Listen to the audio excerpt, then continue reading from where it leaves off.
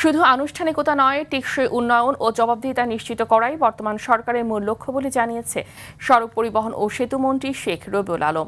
অন্যদিকে নির্বাচনী ইশতেহার অনুযায়ী আগামী 5 বছরে 1 কোটি মানুষের কর্মসংস্থান সৃষ্টি করা হবে বললেন দুর্যোগ ব্যবস্থাপনা ও ত্রাণমন্ত্রী আসাদুল হাবিব দুলু।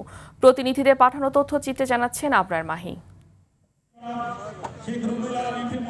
দুপুরে শরীয়তপুরের জাজিরা নাওডোবা এলাকায় বৃক্ষরোপণ কর্মসূচির উদ্বোধন এবং পদ্মা সেতু জাদুঘর নির্মাণ কাজের ভিত্তিপ্রস্তর স্থাপন অনুষ্ঠানে সেতুমন্ত্রী বলেন, বৃক্ষরোপণ কর্মসূচি পরিবেশের ভারসাম্য রক্ষার পাশাপাশি ভবিষ্যৎ প্রজন্মের জন্য একটি সুন্দর বাংলাদেশ গড়তে সহায়ক হবে। এই সরকার টেকসই উন্নয়ন চায়, জবাবদিহিতার শাসন চায় এবং টেকসই কর্মকাণ্ড অব্যাহত রাখতে চায়। এদিকে লালমনিরহাটে এক অনুষ্ঠানে দুর্যোগ ব্যবস্থাপনা ও ত্রাণমন্ত্রী আসাদুল হাবিব দুলু জানান, প্রধানমন্ত্রী তারেক রহমানের চীন সফরের মধ্য দিয়ে শীঘ্রই তিস্তা মহাপরিকল্পনার কাজ শুরু হবে। আমাদের লক্ষ্য রয়েছে যে আগামী 5 বছরে 1 কোটি কর্মসংস্থানের একটা মহাপরিকল্পনা নিয়ে সরকার কাজ করে যাচ্ছে।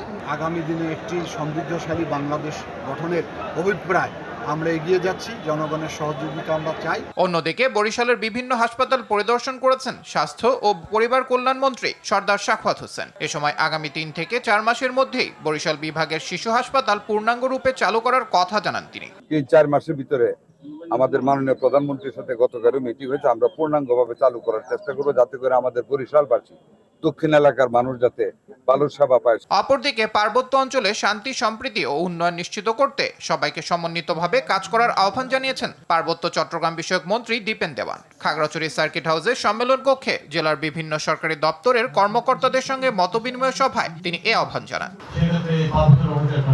এছাড়া শিক্ষার্থীদের স্কুলমুখী করার জন্য শিক্ষক, অভিভাবক ও স্থানীয় জনগণের সম্মিলিত সহযোগিতার উপর গুরুত্ব আরোপ করেন প্রাথমিক ও গণশিক্ষা প্রতিমন্ত্রী ববি হাজ্জাজ।